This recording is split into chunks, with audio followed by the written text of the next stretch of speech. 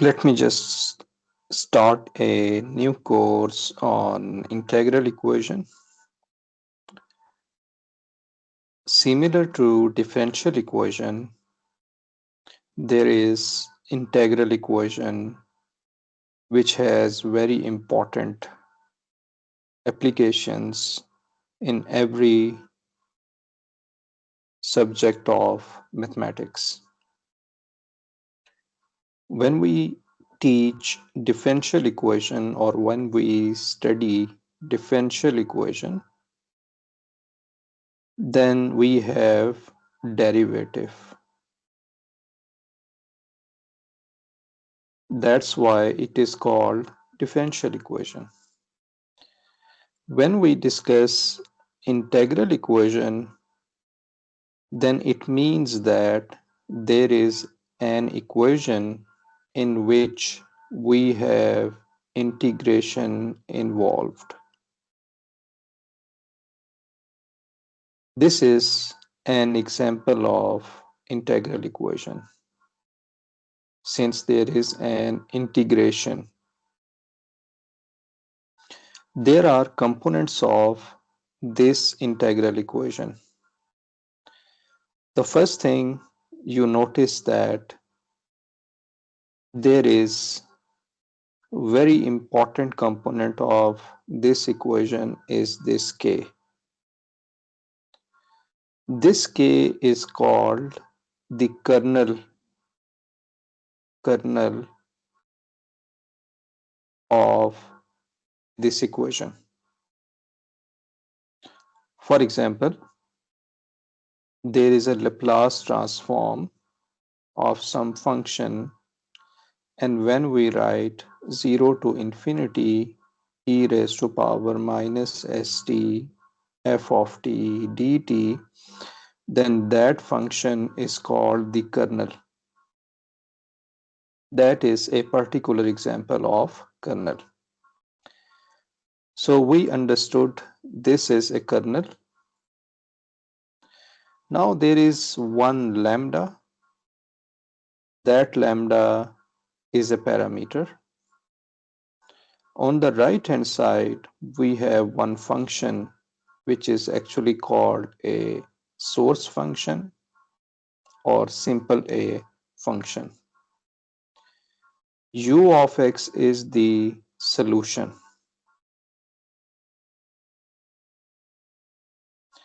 And there is one difficulty in solving this integration, this integral differential equation.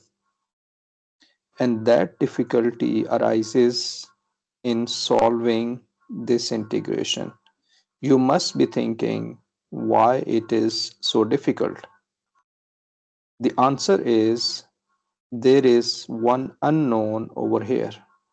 This is unknown.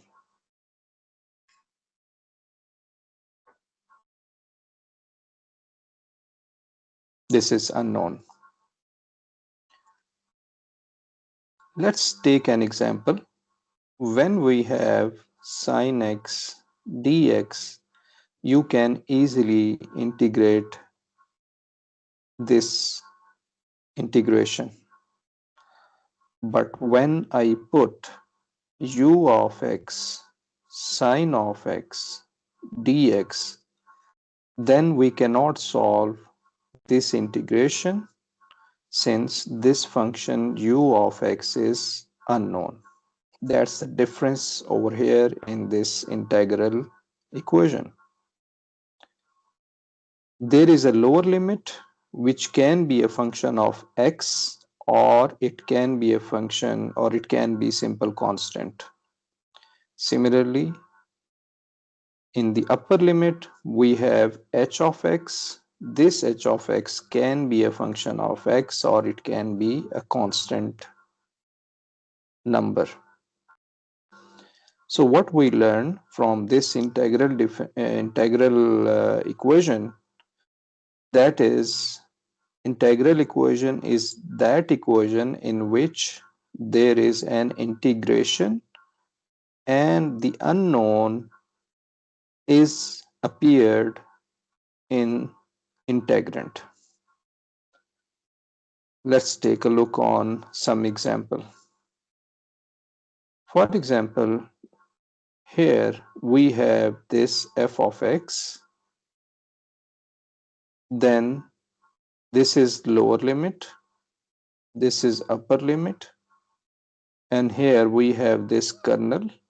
Kernel is kxt e raised to power x plus t, and then we have unknown u of t. Second example, here for example we have f of x x square. Then you can see that the lower limit is a number, but the upper limit is variable. In this example, the upper and lower limit were just numbers. The kernel is kxt is equal to x minus t, and u of t is unknown. It is unknown. Remember that this u of t has connection with u of x. If there is, for example, sine of x, just to understand that, then we have sine of x, then the same sign will appear here, but with time derivative, with the independent variable as a t. What is the reason that we have t over here rather than x? The reason is this u is a function of x, and the right hand side should have a function of x as well. This is a function of x. When we integrate that and we integrate this with respect to t, then you get x as well. That's why we have t, so that at the end you get answer in x. So these are the two examples. There is another term which is commonly used in mathematics, which is called integro differential equation. So as you can see from the name, there will be integration, there will be derivative, and that will be an equation. So here, this is an example of integro differential equation. Why this is integro differential equation? The reason is this quantity, this variable on the left hand side has derivative with respect to nth derivative and dxn. So this is called integro differential equation. When there is derivative as well as integration, then that equation is called integro differential equation. There is one very important theorem or rule, you may say, that is called Leibniz rule. Probably you have heard this Leibniz rule in Calculus 1, Cal 1.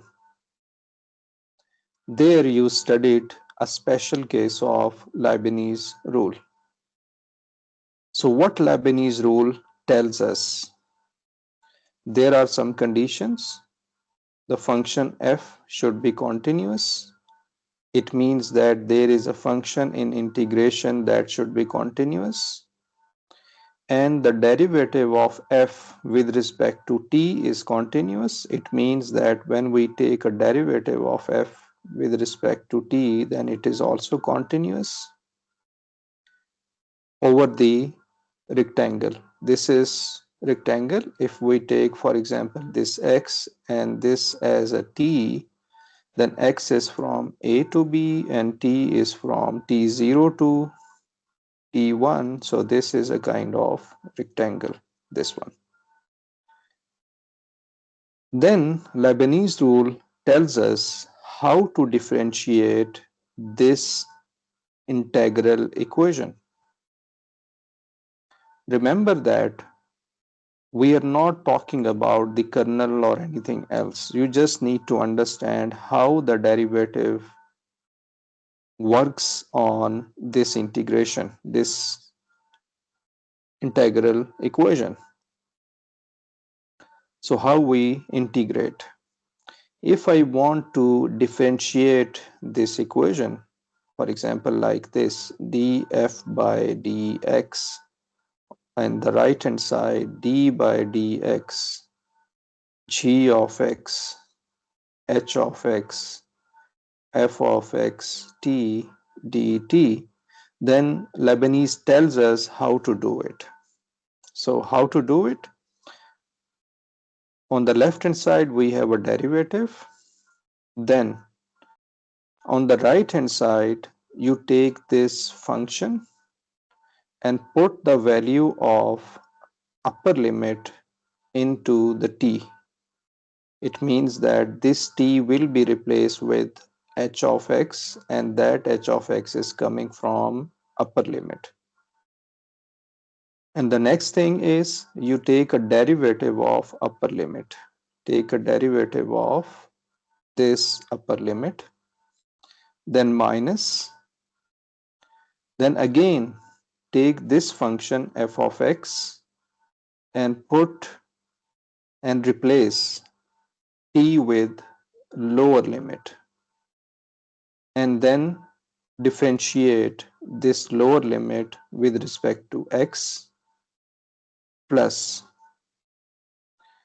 Then we have this term, but remember that you need to take a derivative of this function, the whole function, with respect to x. Okay, so that thing is called Leibniz rule. For example, if we have g of x constant, h of x is constant, then it means that if you replace this h of x a, then this will be 0, that term will be 0, and the only term is left is this term. And it is obvious that, and that's what you studied in calculus 1, and it is obvious that the integration and derivative can be interchanged. Why they are can be interchanged? You have, for example, df by dx, and on the right hand side we have partial f by partial x dt. So it can be interchanged.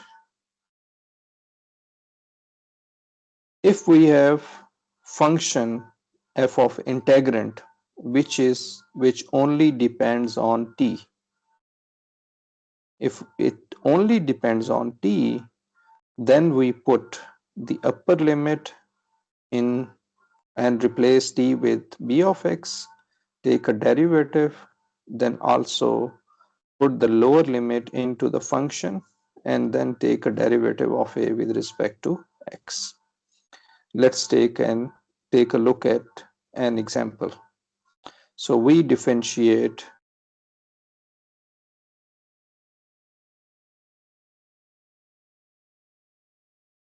df by dx. Then what is f of t? Here we have only f of t, but you can say that this is fxt. You replace this t with cos of x, so it becomes cos cube x d by dx upper limit cos of x, and you replace this t with cos cube, it will be cos cube x under root minus d by dx, then lower limit sine of x 1 plus, then put lower limit sine cube x, so on. So that's what we get. And you can solve this example yourself. Just take a look on this example and you can solve it yourself. This is just an exercise. Here again, you apply Leibniz rule. Remember that you can extend the derivative to second and third order. It works the same way as it works for first derivative. So that's the fourth derivative as well. You need to take a derivative, then actually there is some steps missing. It will be equal to df by dx, which is equal to upper limit, the derivative of upper limit. Then you put f x and x, since this is fxt as a whole, minus, since lower limit is just a constant, so this become d0 by dx, so this will be 0 anyway, plus then we have 0 to x and you take a derivative with respect to x, x minus t cube u of t. Just take a derivative and you will get this term. And f of x, that will be equal to 0, since when you put this t with x, you replace this t with x, this will be 0. So you do not have any other term.